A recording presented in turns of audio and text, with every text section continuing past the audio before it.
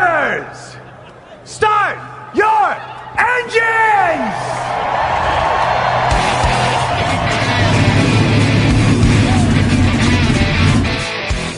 Hit the pace car! What for? Because you hit every other damn thing out there, I want you to be perfect! When I'm driving, I got a guy on the radio who talks to me. It's him, but he talks to me. Well, I wanna be a race car driver, pretty girls eating from my hand, yeah. Wanna live a life of fun and danger, no sweating working for the man, alright. Hey, race fans, welcome to the Hoobazoo Radio Network and welcome to Drafting the Circuits. My name is Frank Santoroski. I'll be your host for the next hour as we talk about this past week in racing and preview next week. Joining me in the studio, my regular cohorts, Luis Torres and Richard Youden. Guys, how we doing tonight? Good, thanks. Been going pretty well. Pretty well. And we also have a special guest with us tonight, RC Enerson, who's racing in the IndyCar series. And he's also had a couple of starts in NASCAR as well. RC Enerson from Top Gun Racing. Welcome to the show. Yeah, thanks a lot, guys. All right. So we're going to get to talking to RC here in just a moment, but I would be remiss if I didn't open the show by mentioning the passing of Robin Miller, which was something that I sure didn't want to read this morning. Here's a guy who has meant a lot to me and meant a lot to a lot of folks. Anybody that writes or does journalism or whatnot. Robin Miller, you love him or you hate him. You have to appreciate the fact that he's raw, he's unfiltered. He says it, calls it like he sees it, sticks to his guns. He's usually the first guy to break a story. He's been a fixture in IndyCar racing for decades, and he's been battling illness lately. He was thankfully able to make it to the Brickyard for the IndyCar race on the road course there, where he was honored with an induction in the Hall of Fame. And then this morning we lost him. So, RC, did you get a chance to know Robin at all? I'm sure you have. Yeah, I first got to meet him back in my first year of USF 2000 when I was still in the national class. So I would have been 15. It was about 9 years ago in USF 2000. He not only lived and breathed IndyCar, but he also loved the road to Indy and the way it brought in the new talent and the way it was all structured. So I got to meet him pretty well. Did a lot of interviews throughout the years in the road to Indy. Yeah, it's just a very sad day for just auto racing in general. First Bob Jenkins, now Robin Miller. A lot of these guys that were my journalistic heroes are fading away. So, Robin Miller, your family and friends are in our thoughts and in our prayers. God bless him. Rest in peace, Robin Miller.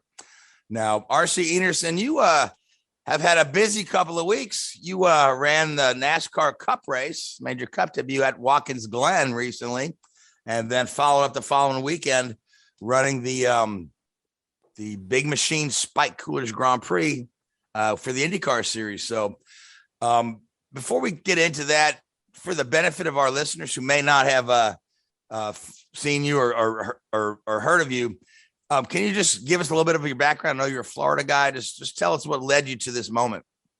Yeah, I was born and raised in Florida, Newport Richey, which a lot of people don't know what they're at is. So I just tell them it's somewhere near Tampa. And but my parents or mainly my dad is from Indianapolis. And whenever I was growing up, it was like 3 or 4 years old. I was super into like the Matchbox cars. I had like every single NASCAR on the entire grid at the time. And was super into watching it on TV. And my mom thought like, well, maybe you should get him a go-kart. There's like a Dirt Devils track here right by there was like 20 minutes from our house. And he was like, nope, I'm from Indianapolis. If he's going to race, he's going to race on asphalt. And got in touch with, I believe it was Comet Kart Sales. Ended up getting my first kid kart around 4.5, somewhere close to 5 years old. Started at Sunshine Speedway, which is now Showtime Speedway. A lot of circle track short racers know where that is. And started it throughout the karting stuff. It was more or less a hobby, I'd say, until I was about 7 years old, 8 years old. And then we started going to like the pro level karting back when it was the Florida Winter Tour. Now it's SCUSA. Most people know it as SKUSA.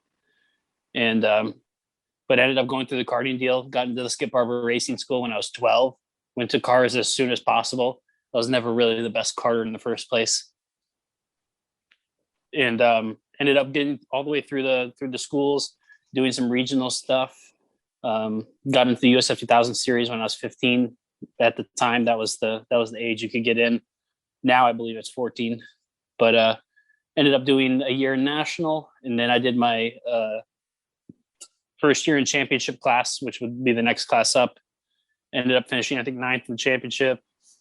Then I did my third year USF 2000, which was the second year championship, where we almost won the championship with our family-run team, which was pretty cool because Capes were on like a 6-year winning streak, and we gave them a good run for their money at Sonoma, and then ended up skipping the Indy Pro side of things because at the time it was still the old car, and it was basically like double your budget to go about a second quicker until they got the new car. Now it's a valid step. But ended up jumping to Indy Lights, and the main reason was because the new car was coming out, and it was anybody that was returning was going to have to completely learn a whole new car, a whole new chassis, a whole new everything. So it kind of leveled the playing field. Ended up getting into that with Schmidt-Peterson Motorsports. Did really well. I definitely struggled a bit at the beginning of the season. Ended up getting a first podium. I think it was the third weekend at Barber, and kind of did really, really well in the ovals. Ended up finishing 4th in the championship. Came into the next year as one of the favorites. We just had a lot of issues the next year. I think I ended up on like a 7th motor, just mechanical issues overall, and ended up after the Freedom going out on Indy Lights, not knowing what was going to come up next, and get a call from Dale Quinn. Hey, do you want to do Toronto, Mid-Ohio? And I was like, well, first IndyCar race, I don't think we should be at Toronto. That's a street course, and that's definitely not a place you want to make your debut. It's definitely risky, tight quarters, first time in it, no testing, no nothing. So ended up opting for the Mid-Ohio test and the Mid-Ohio race. And after we did really, really well, we ended up doing Watkins Glen and Sonoma following that. And then it was just kind of touch and go. I mean, you're trying to find a ride, trying to find funding, trying to find sponsorship, and it's just a never ending battle. I ended up doing Daytona 24-hour after that, but still kind of in and out testing certain different cars, kind of anything with a wheel and engine and 4 wheels on it. I was willing to drive it, and ended up doing a race with Carlin in 2019 at Mid-Ohio. We did a lot of preseason testing for him. We were trying to look for a full season ride, but ended up sponsorship falling through, and only got the opportunity to do Mid-Ohio. And then it was, again, still kind of touch and go. And then we got linked up with Top Gun Racing. We got actually Don Kay introduced us. We first heard about them around PRI 2019 in December. Started talking to them. We had big plans to go forward. And then, of course, COVID hit, and that threw a wrench in everything.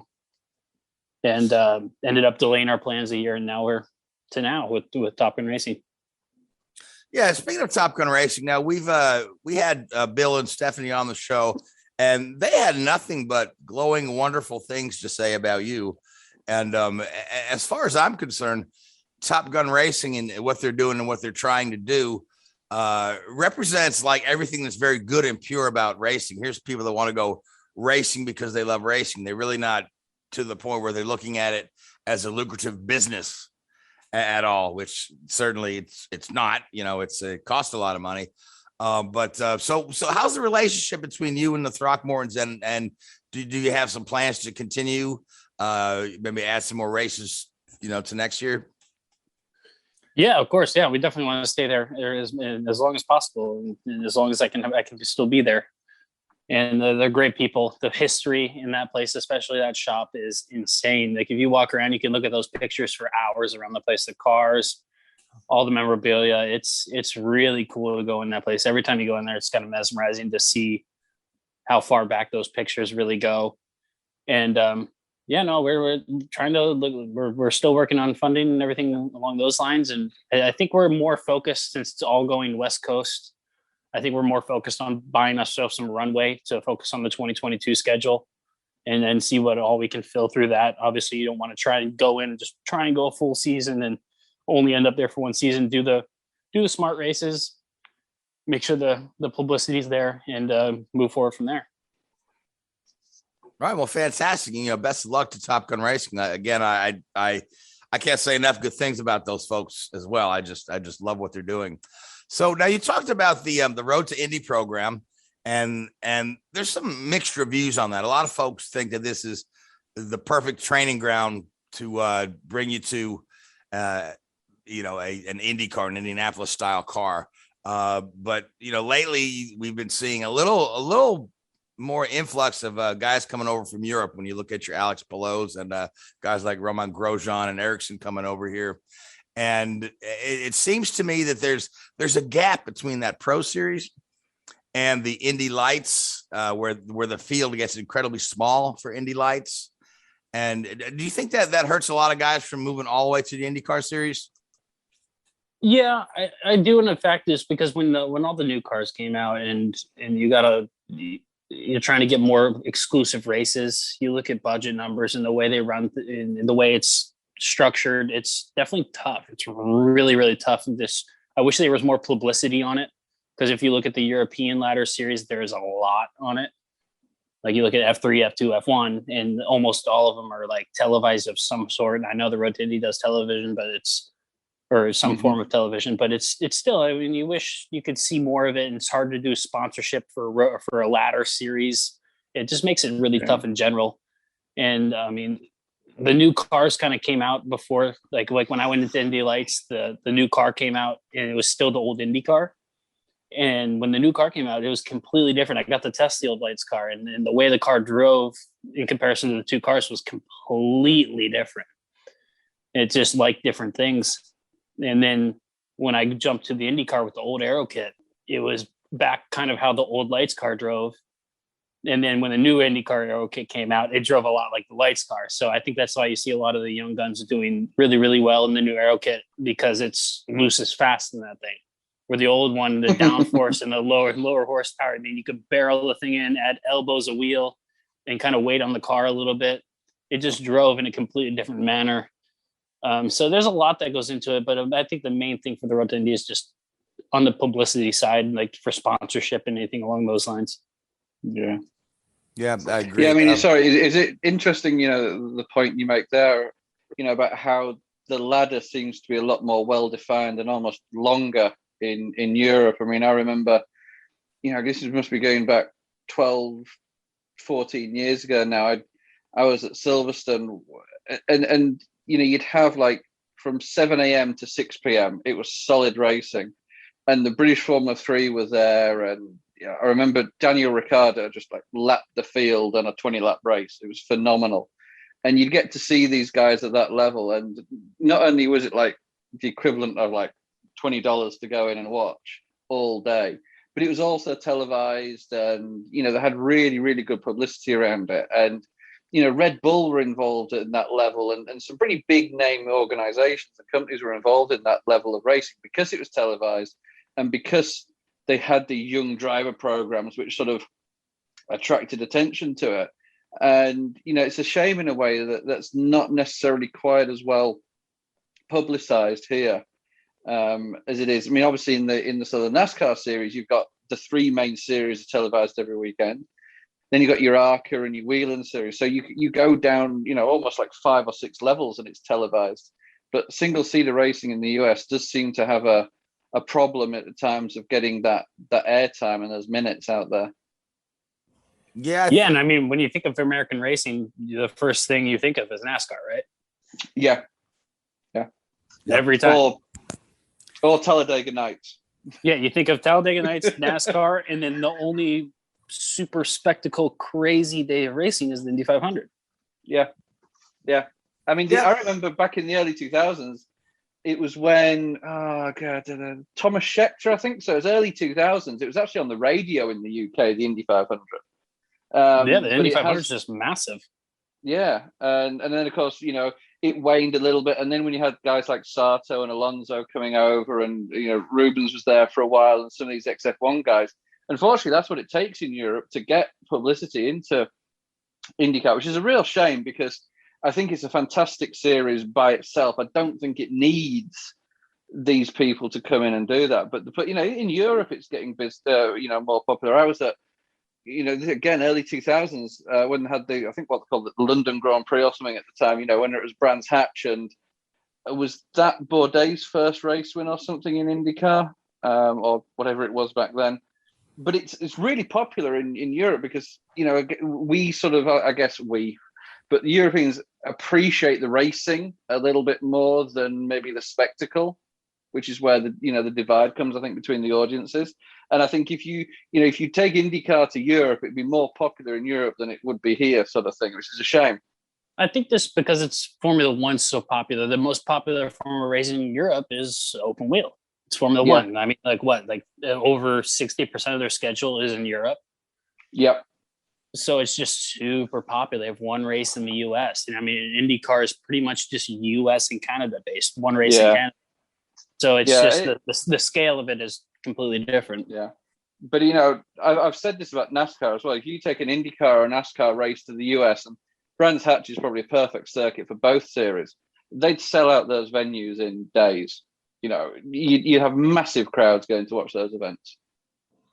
I just think motorsport in general is more popular in Europe than it is in the States. I mean, you know, motorsports are still kind of in the States considered a bit of a niche sport. You know, they're a couple rungs down. Yeah, a couple rungs down from your football, your basketball, your baseball. You know, they still want to say, you know, baseball is America's pastime, although, you know, sometimes I have a hard time staying awake through a whole baseball game.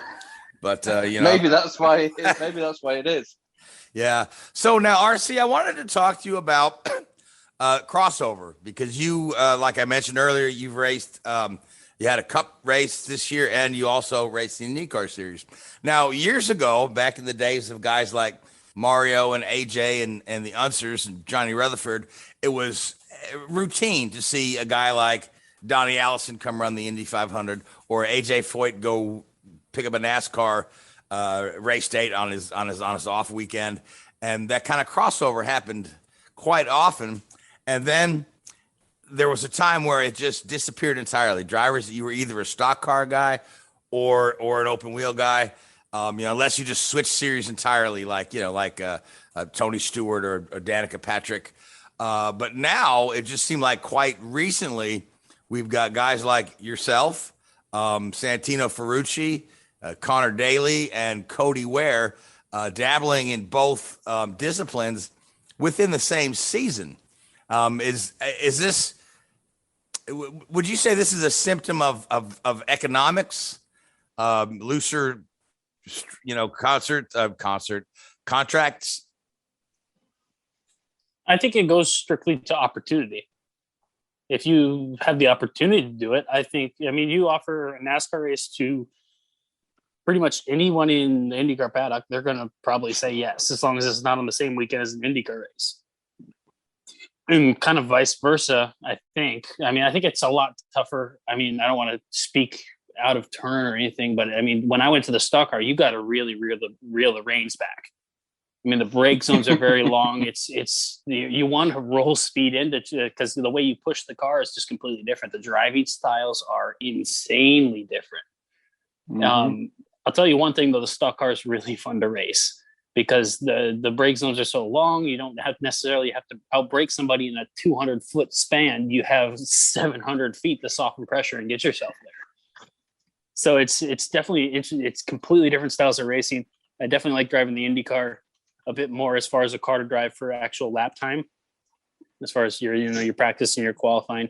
But the racing style of NASCAR, especially on the road course, because it's the only thing I've done, is a lot of fun. I really enjoyed it, and I definitely hope to do more of it. But the crossover is tough. I mean, you look at Jimmy Johnson coming to IndyCar, and it's another animal when you're looking at the type of PSI of brake pressure and the corner speeds of softening brake pressure and rolling that. The more speed you roll, the more downforce you're creating, the more grip you have.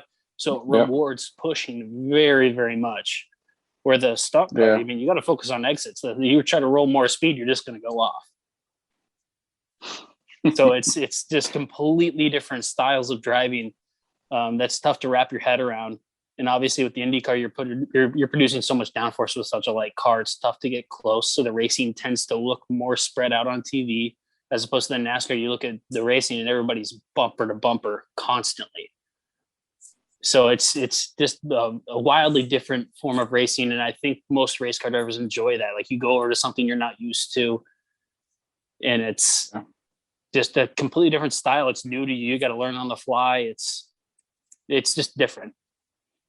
Yeah, I think it was. Yeah, I've always. Okay, I'm sorry, Rich. I'll go ahead. Sorry. Yeah, I think it was. You go. I think it was Dario Franchitti who said that the hardest thing to get used to when he went over to NASCAR for that partial season was the fact that he would overdrive the stock car because the limits of the car were so, below what he was used to. Because the IndyCar just really rewards over pushing, because the more speeds you roll, the more downforce you're putting on the car, the more grip you're going to have. The more you can push, the more it rewards.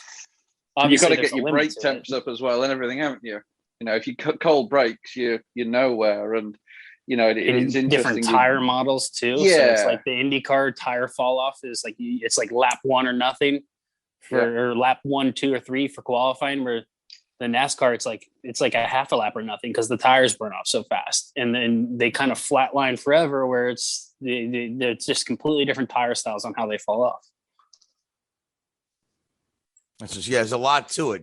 It's for a casual viewer, it's just either it's a big car or it's a little car. Yeah, it's a lot. It's a lot going into there. Now, Louise, I know you cover the IndyCar series quite deeply and in depth. So do you have a question or two for RC?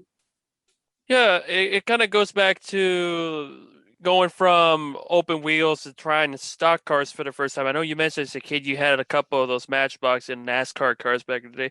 Kind of how did it went for you personally as a driver at Watkins Glen for Rick Ware? Because I was at Nashville when they were running at Watkins Glen. Watkins Glen was definitely a tough one because it's almost like a road course that drives a lot like an oval, just because everything's all pretty high speed. I mean, you never use first gear. Everything's second or third. It was very different. I mean, I definitely don't like the fact that I don't run my favorite part of the entire track, which is the boot. That was a tough one. Yeah, you're not the only one that has mentioned the boot and all of that, because that's kind of like a debate in NASCAR. The NASCAR folks, should they run the boot or without it? Personally, I'm indifferent, but the boot would be a nice touch. Seeing how the Indy cars run out there adds a different challenge. Well, yeah, it's got my favorite corners in, and there's a lot more elevation to it, not just the S's going up. It adds a lot more elevation, more brake zones for passing, especially a couple slower corners. So it would reward a lot of the road course heavy people. But yeah, it's definitely a road course that drives a lot like an oval. That you see a lot of oval guys not struggle as much on that road course as, say, like the Roval or Road America or the Daytona Roval. Yeah, for sure. And then the other thing is the kind of like the preparation plan, because I know in May it was a bit of a struggle, kind of a learning curve, and then you guys come to the Grand Prix. I'm trying something different with the road course. Of course, it wasn't the outing that you'd hoped for. It's kind of how you felt that time around, being back at Indy and competing in your first race in quite some time. I'd say the hardest part of that entire weekend was the Reds. I mean, I hadn't been on Reds, and I think I talked to Marshall Pruitt at Racer for it, and it was like, I think it was like 26 months since I'd been on Reds. So that grip change where you're going a second to a second and a half quicker on Reds was, I get done with my run and I'm like, wow, I definitely didn't push enough through some of the higher speed stuff. Like, they definitely left a lot on the table. And that just comes from these guys who've been doing it. When you see the guys that are full season, I mean, they're right on it from the get-go. And that's why you see time so close, and they're used to it. So it's, jumping in is really, really tough. The race side of things, I think we had a really good race car with a really good race pace. We didn't really have any fall off. It was just the new tires trying to get back to the level of grip that thing has was the toughest part of it, especially on the Reds. I mean, when you get a grip change like that, it's really tough. Yeah, I'd imagine so. So when you look back at this year, who knows if there's any other races planning on the West Coast swing for you guys, but when you look back at this season, you view it as kind of like definitely a growth in progress and just hope to build on it in 22. Yeah, of course. We're definitely trying to get as much of the schedule filled out in 2022 as we can at the moment. And definitely we just need to buy ourselves some runway. You need marketing.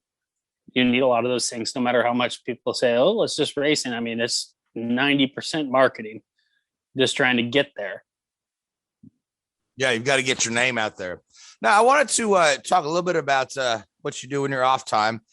We talked a little bit about this off the air. You know, a lot of folks wonder, you know, that part-time race car drivers, do they have a full-time job? But you work with a couple of different programs doing driver coaching and instruction. I wonder if you'd care to just chat about that a little bit. Yeah, so I instruct at the Lucas Oil School of Racing, which is the official school of the Road to Indy. So we get a majority of our people that come through us is Carter kids that are looking to the Road to Indy to go to IndyCar, or even if they go through our program and go to IMSA with the prototypes, it's basically like an IndyCar with a lot of body work.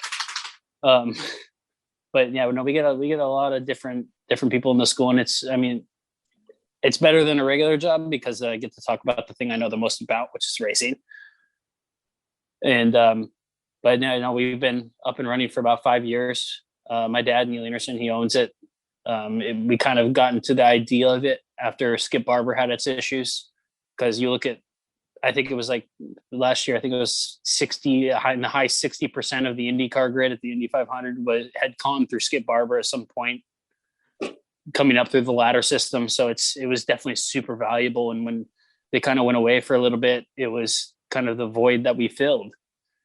And we've been as good as we can get. And we got a race series, or we offer a scholarship to US 1000 and instruct as much as I can. Every time there's an event, I'm there and instructing. And then whenever I have a chance to private coach, like in the US 1000 series, I'll be going there to New Jersey here tomorrow. I fly out and I'll be going to New Jersey to coach Michael Myers in the US 1000 series. So and he actually came through our race series as well. He did the full season 2 years ago. So it's as much private coaching because it's the thing I know the most about. And I have the coaching experience from doing it for 5 years with the school. So it puts your credentials kind of there. And as much coaching as possible. That's interesting. I did not know that's your dad owned that school. I mean, I've heard a lot about this school, seen a lot of posts about it on social media, but I just don't know how it escaped me that I didn't know that Neil owned that. But that's but to your point, that's a very important program because like you said, Skip Barber was your starting point. You start in a kart or a Formula V, eventually get yourself Skip Barber, and that's the really the first step of the road to Indy. So the fact that you guys are in there as an alternative or doing the same kind of thing is absolutely wonderful. Yeah, when you look at it back in the Skip Barber's heyday, like the 09, 08, 07, it was insane. They had 30 car fields. It was all the up and coming race car drivers. I mean, you look at Connor Daly, Joseph Newgarden, they were big standouts in Skip Barber. Even your big names were in it. One of our lead guys, Gerardo Bonilla, was in racing in that. He used to be a Mazda prototype driver way back when. I don't like to say that because he's not that old, but he raced with he had pulled up a couple time sheets from back in the day, and you see the names that come up on that, and you're like, well, that explains a lot. And it's just when you go from a kart to a car, if you just try to jump straight to US 1000, I mean, you're putting a lot on yourself without actually knowing. You go from a kart that has no suspension, only rear brakes, obviously depending on the kart. I know shifter karts got the front brakes on them, but you go from that with no suspension, weight distribution, how you do the brake pedal, it's completely different from a kart. Mainly the biggest thing you get from go-karting is just sheer raw pushing and racecraft. That's the biggest things you take away from it. Besides that, what you do with the pedals is completely separate. Shifting, you have multiple gears, making sure you're doing the right things. We do that through our basic school, then you take our advanced, and then we have a full race series where we have Cooper tires on board, and they, along with the Road to Indy, with us being affiliated with them, put on the DOT slicks, the street legal slicks. And we have a really strong race series. And I think at St. Pete this year, I think it was almost 50% of the grid had done something with us at some point. So it was really cool to see, and you'll see that grow as the years go on. Yeah, absolutely. Yeah, that's again, like I said, it's wonderful work that needs to be done. Get these young kids the skills they need. Now, I wanted to ask you before we let you go. Now, you've not done a ton of IndyCar races, but I do know that the IndyCar fraternity is kind of a close knit group. I mean, like, you were there the whole month of May. Is there any other drivers that you find yourself gravitating towards? Anybody that you like to hang out with? Talk racing with, have a beer with? I mean, the one that stands out the most is Connor. Obviously, Connor. He's a lot of fun. Hang out with him. Obviously, after the races, everybody likes to hang out, especially in the RV lot. With the 500, you have everybody in the RV lot, so it's a lot of fun. Everybody hangs out, but I think probably the main person I hang out with would be Connor, and then obviously people. The other drivers are there as well, but I don't have a super close relationship because I've only done now what it would be 5 races, even though this race I only got like 8 laps and only 2 of those laps was without a problem. So it's definitely tough to get into IndyCar, but especially having friends around the paddock is good. Yeah, right. Now, Richard, do you have anything for RC? Yeah, just, it's fun it's interesting how you say that, how the drivers do all sort of hang out and socialize together. And I think that's one of the great things about IndyCar, especially when you look at it from where I grew up in the Formula One world. It was so clinical and sort of cutthroat. Yeah. And there was no character to it. There was no sort of, camaraderie sort of thing. I mean, you'd fight with other teams as to who would get on the plane first and stuff like that. It was ridiculous. I mean, you look at the interviews from Romain and Marcus Ericsson, Max Chilton, and it's like the F1 paddock is very political. Obviously it's the premier.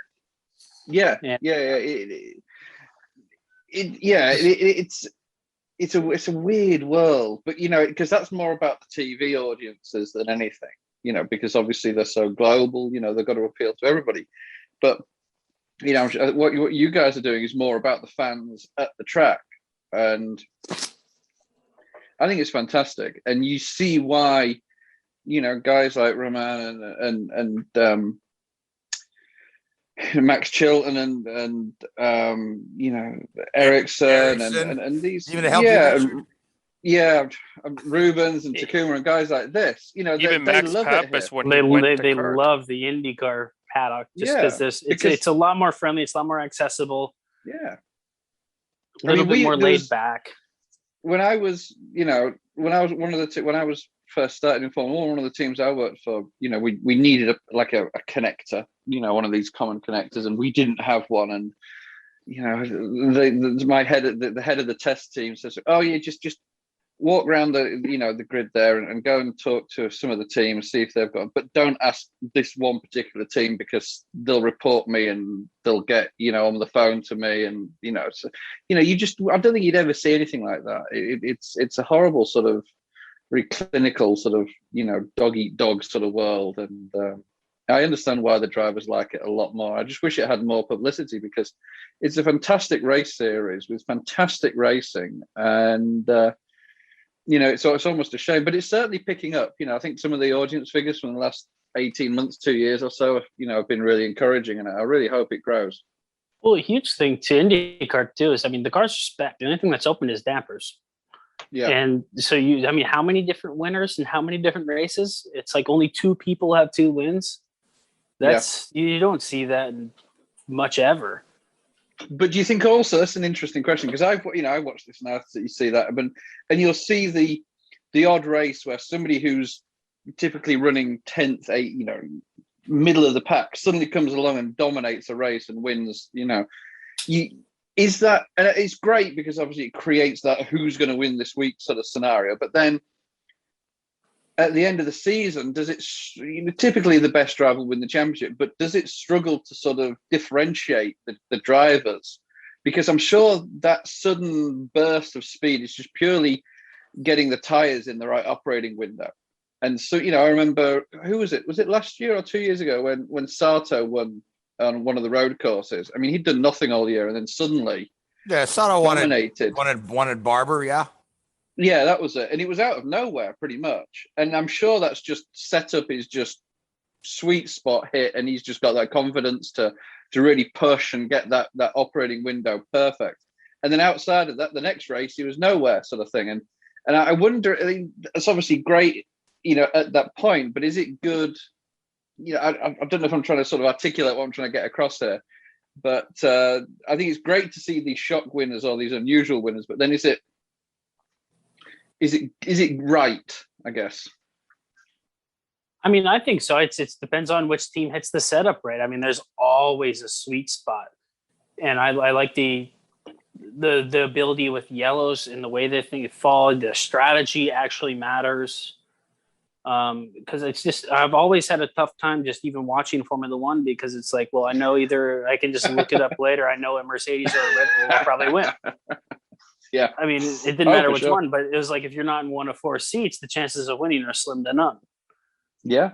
So it's just always tough for me to watch, just because there's just wasn't a lot of racing, unless something happens to where a fast car ends up in the back and you get to watch the guy rip through the field.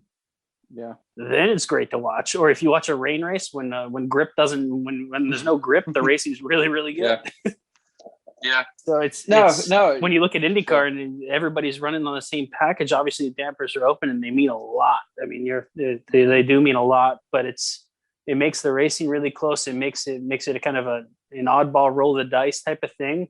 And one small thing could throw a complete wrench in the system. You got people that they obviously structure the races to where it could be a possible 2-stop if you save fuel, or a 3-stop if you're pushing. And everybody's debating, well, which strategy is this person going to run? Are they going to be able to win from this strategy, or this, that, and the other? And it's just, I think it's a little more team based. Yeah. And I think, definitely a lot more team-based than NASCAR and the way they operate. But I think you make a really interesting point there. And the one thing I find fascinating when I'm watching IndyCar races is this sort of concept of the fuel strategy. You hear them so often, the race engineers talking, hit a number. And I really think that NASCAR could do a huge amount with that, especially for the TV audience. You're seeing it in Formula One now. There's a lot more data-driven graphics and telemetry-driven graphics on the screen, and some of it's a little bit crap sort of thing. Oh, an overtake chance of 75% in 3 laps. I mean, that's just garbage sort of, graphics like that. But they could really play on stuff like that. Yeah, this guy's ahead, but he's running this fuel mileage, and try and show like the crossover and really give people an insight into it, because they are far more technical cars than, the cup racing and the like. And I really wish they'd emphasize that and try and appeal to almost to the PlayStation generation with that sort of information. I think that would really improve the show. Yeah, I agree. I mean, you look at the Formula One race and you see like the predictive, what's the chances he can catch him because he's on a new set of tires, this, that, and the other. And then you also got the other side of it, where our IndyCar teams, when they're giving them a fuel number, they're not exactly giving them a fuel number. They're giving them a color or some kind of reference where they have it on their wheel where they know what number they need to hit without actually announcing it, because everybody's scanning those channels. Oh, cool. You're trying to get a number that they can't read, because you look at like Marcus, who was trying to save fuel at Nashville while still getting pressured by Colton. And that was a hell of a drive, wasn't it? If they would have known, they knew exactly the fuel number he had hit, they'd be like, oh, just pressure him, don't worry about it. Like he'll probably run out of fuel. Where if they knew what the fuel number is, like, okay, he might definitely make it with just a small fuel save. Definitely have to pressure. You might have seen a different outcome. Because I think the yellow and the red kind of saved them a bit. Oh, massively. Yeah, I think that was a huge bonus. But it was a great drive under huge amounts of pressure, from somebody that was pretty quick all weekend. You have somebody that's almost lost it on the first lap, Well, yes. that was an incredible drive. So, Well, RC, I know you've got to go get yourself some dinner. I do want to thank you so much for coming on. I have enjoyed speaking with you. Would you care to let our listeners know where they can follow you on social media? Yeah, of course. Just it's RC Enerson on Twitter, Instagram, Facebook. I'm definitely not into the TikTok thing, so don't look me up on there. It's all good. Neither am I. But yeah, just the main social media stuff, and just Lucas Oil School of Racing, Top Gun Racing. The two places where I spend 95% of my time. All right, well, fantastic. I want to wish you the best of luck with your racing career in the future. I hope you have a safe flight up to Jersey. That's a little racetrack I like. I've driven a Formula V around there. I like that little racetrack. So best of luck to you. Have a great night. And thank you so much for coming on the show. Yeah, thanks a lot for having me, guys. All right. Yeah, thank you. It's good. All right, have a good night. Yep, you guys too. Now, fellas, let's talk about Gateway. Yeah. Let's talk about Gateway. Let's talk about Gateway. Let's talk about Gateway. So we had a little bit of a tough time getting the race going.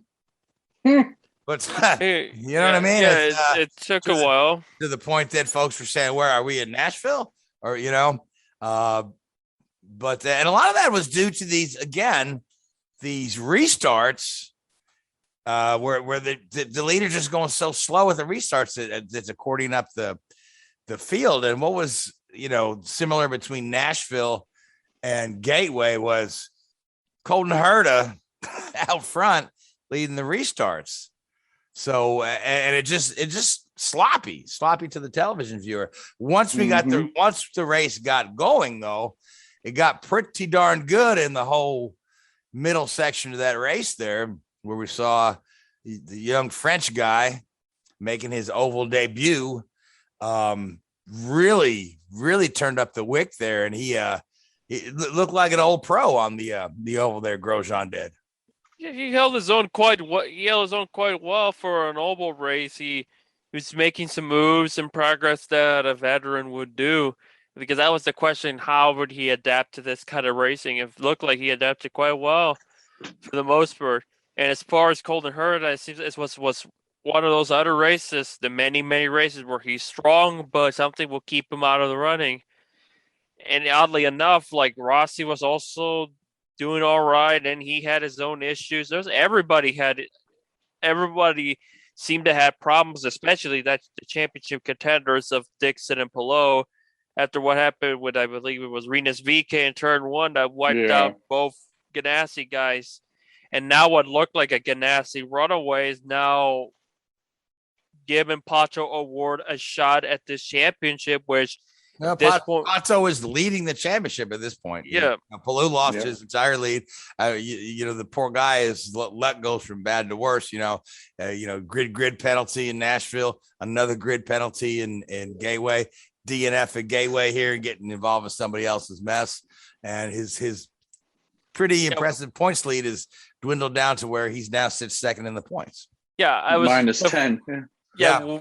I was just literally, I think I mentioned it last time we were talking about the Grand Prix race, where I was in the mindset that Palou could actually go into Conclusion of Laguna, or better yet, he would probably, all he has to do is show up and let me start the engines and he locks up the title. Now that's not even a thing anymore. Now he has to rally and find a way to beat Pato and the West Coast wing, which will be quite interesting. I think the guy you're going to have to watch out for is Newgarden.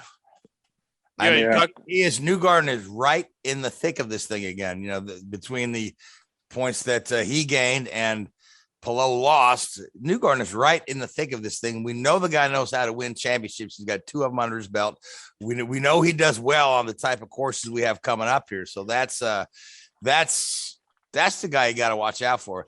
And behind him, Dixon is not that far off either. But I do feel like it at this point. It's 7th championship for Dixon this season is a bit of a long shot, but not impossible. Not impossible. You think he'd have to win 2 of the last 3, wouldn't you? He'll need a lot of help. A strong finish. He's 40 points behind, so a couple of wins and a podium. would make it interesting for him. But he's certainly, I mean, there's road courses. If he wants to turn it on, he's certainly got the ability. You have to win poles too, because that gave you some points as well. And laps led as well, isn't it? So are we doing the double points at Long Beach? Actually, I hadn't heard. No, I don't think so. Yeah, I want to say Indianapolis. God, I hope not. Only double points this year. So these guys have to, make it count on the 3 races left to go. Yeah, and Palou is. And these are tracks that Palou has never run on race day for him as well. Because remember, last year we had no West Coast races for the first time since 1946. This is true. Yeah. Has Award raced all those tracks? Pato has success in Indy Lights at Portland. He didn't run Laguna. He ran Long Beach, which I think it was the very few races he drove for Carlin at the beginning of the year before he went to Super Formula. Yeah, I believe he did run Long Beach. Yeah, he's done Long Beach, yeah. Yeah, but Palou has never run in those races, so it'll be curious to see how he does to this West Coast swing, knowing those are tracks, the last couple of drives he's never raced before that other drivers have. Yeah, but these are tracks that are similar. I mean, other than Long Beach, the other 2 tracks, Portland and Laguna, are pretty similar to what he's grown up racing on. Proper road courses with a lot of elevation changes. So I don't think it's going to be a huge learning curve for him there. Yeah, and as far as Newgarden, in case you didn't caught on, Newgarden did win at Gateway, and it would definitely remind me of a Brian Hurta shell livery, but he definitely stepped it up, and it seems like Penske finally got it together as far as their winning ways are concerned. Yes, Will Power took pole number 60 of his career, so he's only, or was it 64? Or he's only he took pole win number 60, right? So he's only 7 away from Mario for all-time most poles in the world ever in Indy cars. Yeah, he's getting quite there, and also people tend to forget he's not awfully far behind Dixon in race wins, and he's won the amount of races in 5 fewer seasons than Dixon. When you really think about it, yeah, they're not that far. And I know we talked about it, we emphasized it a little bit more last time, that he's definitely among the all-time greats. Very quick qualifying, those wouldn't win. Just sometimes it comes at certain times where it may be too little, too late as far as the championship is concerned. Yeah. Whereas Newgarden, he's in position. He just needs to have a real strong run at Portland to really be in that mix. But as far as Pato, another runner-up finish at Gateway. So while he didn't get to win again, it seems like he's got an act for this track that I would not be surprised in the coming years he'll win one of those races. But this is the furthest a driver from Mexico has led the championship at this point in the season. Because when Pato led it way back early in the year, I think it was early in the season, he was the first since Michel Jourdain to lead the championship back in 2003 for Mexico. And I was curious, is this the furthest that somebody from Mexico led the championship trail? And it turns out to be true, because Adrian Fernandez never led it in 2000. I thought he did, but he never did. No, I don't remember Adrian ever being at the top of the points. Yeah. I remember him winning a good amount of races over the years, but I don't remember him being in the thick of the title fight ever. 2000 was the closest, where there was 5 or 6 of them at one point, with DeFerrin, Paul Tracy, Franchitti, Roberto Moreno. Yeah, among those. That was a great season. But yeah, it'll be, got an off week coming up, and then it's Portland, and I think if I remember, it's Laguna, then in Long Beach. I think this coming week is one of the last off weeks they have, if I remember. Yep. So the season is nearly closed out. So I mean, it's amazing how quick it goes. It still feels like it just began. Yeah, and the silly season is still up and running. We'll be curious to see if Meyer Shank will announce something in the coming weeks, because I know they have this big plan of having a second full-time driver to replace Jack Harvey. Right. And you keep hearing Simon Pagenaud's name in that mix, but confirmed by neither party. Michael Shanks says, yeah, he's Simon's on the short list, but nothing confirmed or signed at this point. So, and of course, journalists are really ones who jump the gun and make assumptions, and then they hope they turn out being right. So you can't, when Shanks says nothing is signed, you could probably take it to the bank that he's not trying to hide anything at the moment, but he, maybe indeed trying to get Simon on that team. But the big question there is who goes to the 22 car at Team Penske, if anyone, or does Penske drop to 3 cars? Yeah, I feel like they may drop the car and say if they want to use that as a specialty car for the 500, because I know the big thing that also is being talked about is Kyle Larson, is whether or not he'd be interested to run the 500, whether or not we're going to see Penske push for it. Yeah, Kyle Larson's name is everywhere, in regards to a 500 run. So yeah, I for one would love to see him run the 500. It's just a matter of what car and if the timing is right. I feel like if he's in a Penske, it'll be curious to see how he does, because the last couple of years qualifying had not been their strong suit all of a sudden. And race day seems like they get a good result, but not in the race winning battle since the past couple of years. Right. So, speaking of Larson, we just came out of Michigan and we're on to Daytona Road Course for the 400 miler at Daytona. Oh, the 400 mile. That's right. The road course earlier. Now we're doing the Firecracker 400 at the wrong time of the year. Yep. Yeah. But this will be the last race of the so-called regular season, correct? That is correct for Cup. Xfinity, I think they have a couple more races to go for their regular season to end. All right, so Blaney won at Michigan, which so was not another unique winner, which probably that locks Denny Hamlin in pretty much, right? Hamlin was already locked in after Indianapolis. Harvick is the one that's now in. So Harvick's locked in now, yeah. So it's just one more spot. It is going to come down to RCR or somebody else spoiling RCR's party. Yeah. Right. And which RCR driver we're talking? Austin Dillon? The 2 RCR drivers they have. Yeah, Reddick's leading Dillon, and of course Dillon got wrecked. Yeah, Keselowski at Michigan, which was unfortunate. That was a heck of a hit he took. Yeah, it was. That was a big lick. Yeah, that was. And Dillon had a strong car. He'd probably go top 10. But again, it's they're in this position where they're I wouldn't say obviously they've struggled for a number of years now, but they, when they do have a strong car, it's just in sort of periods of a stint. For the first 20 laps of the run, they were really, really strong, and then for the last 20, they were like dropping off by 2 or 3 tenths of a second a lap.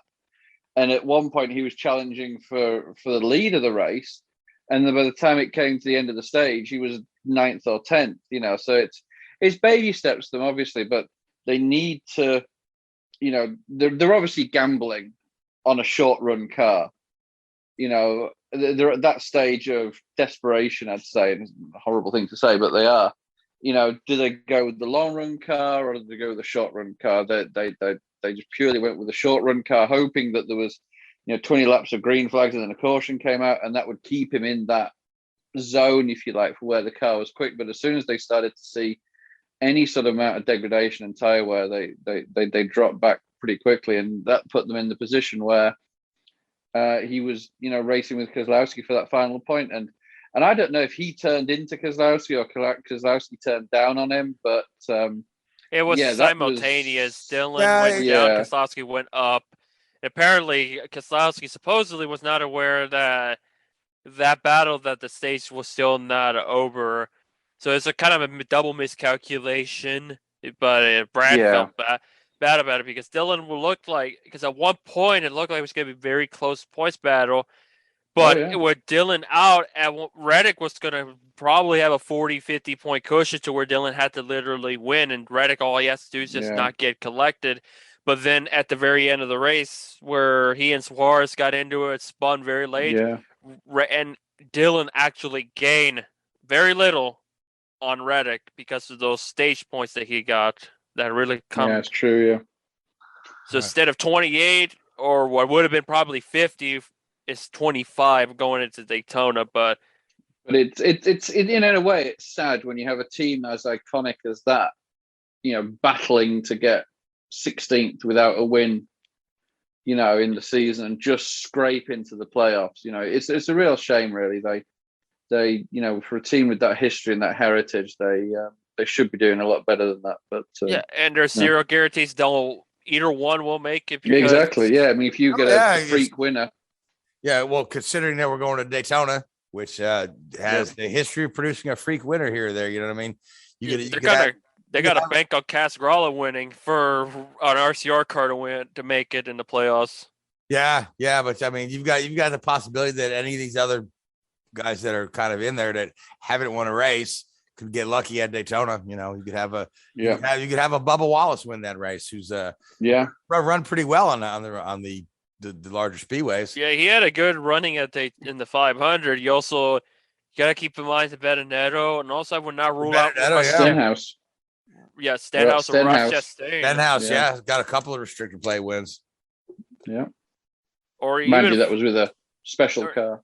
Or imagine this: if Brian Priest had that 2019 Daytona 500 luck, for all we know, he could win it, and that's a non-charter car winning. Which I don't recollect. No, we've never seen a non-charter car make the playoffs. It's always been charters. Yeah. All right, guys, we are kind of just about out of time, so let's pick us a winner for Daytona, and then we've got Formula One coming back after breaks. We have. Let's go ahead. Quick Daytona winner, Louise. I'm going to stick with Wallace. Okay. And Richard? I'm going to stick with Stenhouse. Okay. And I'm going to say Austin Dillon wins it. Oh, yeah. Hey, that guy knows his way around Daytona. He sure does. All right. He knows the way through somebody's rear bumper as well. This is true. So now, Richard, Formula One we've got coming up. Yep. We did not get the anticipated news about the Mercedes seat that we were hoping to get during the break. They indicated that decision is on hold. I think was it Valtteri that said, "Oh, by the way, Lewis wants me to be his teammate." But he's going to say everything he possibly can, can't he? Wouldn't you? Exactly. Yeah. Instead, we heard something else about Mercedes that is kind of pulling out of Formula E. Yeah, they're pulling out of Formula E, which is a shame. A couple of big manufacturers. I think we discussed this briefly last week, but a couple of big manufacturers have pulled out of Formula E, so that was their announcement. But I imagine we may see something at the press conference. In Bahrain. I think not Bahrain. Belgium. I think that may be when they make the announcement, but we don't know yet. Right. And Japan. I think the longer Japan's been cancelled. I think the longer it goes on, the less likely it is that Bottas will stay. I think that the more the delay of that decision, the more likely it'll be that George Russell moves over. So you feel if Bottas was going to stay, if they wanted him, they would have stayed. Yeah, exactly. they would have go ahead and announced it. Yeah. I got you there. It's just copy and paste on the contract and change a few dates and sign it. And, thanks a lot, Valtteri. See you in January, Yeah. So the replacement race for Japan is rumored to be, or it's going to be Qatar. That's right. Well, that's one of the races. There's also rumors of going to Indianapolis. Austin doubleheader, yes. I've heard. But the most recent one is, Indianapolis, which would be pretty cool. I mean, I tell you, Louise, you and I could go. Well, it's close. I'd be there. When is the Japanese Grand Prix? If it's in October 2nd, count me in. November. I don't think. Then never mind, because that's not my birthday month. Well, the thing about November in Indianapolis, it could actually snow. Perfect. It could rain. I mean, they didn't. No, they were only ran deep in October because that used to be the penultimate round of the championship 20 years ago or so. Yeah. But anyway, yeah. So we're off to Belgium. So Louise, you want to pick Hamilton or Verstappen? Rain is threatening Verstappen. All right, and Richard, who do you like for Belgium? Bottas. Okay. To whom it may concern. So that leaves me Hamilton, which is a pretty good pick, and I'll stick with it. So, but until next week, guys, I want to thank you, Louise, Richard. I want to thank the Hoobazoo Radio Network. I want to thank RC Enerson for coming on the show. What a wonderful young man. I really enjoyed talking with him. I want to thank Hoobazoo Radio Network, iHeartRadio, Spreaker, Google Podcasts, and I want to thank you folks that listen to us every week. Till next week, good night. Hoobazoo.com.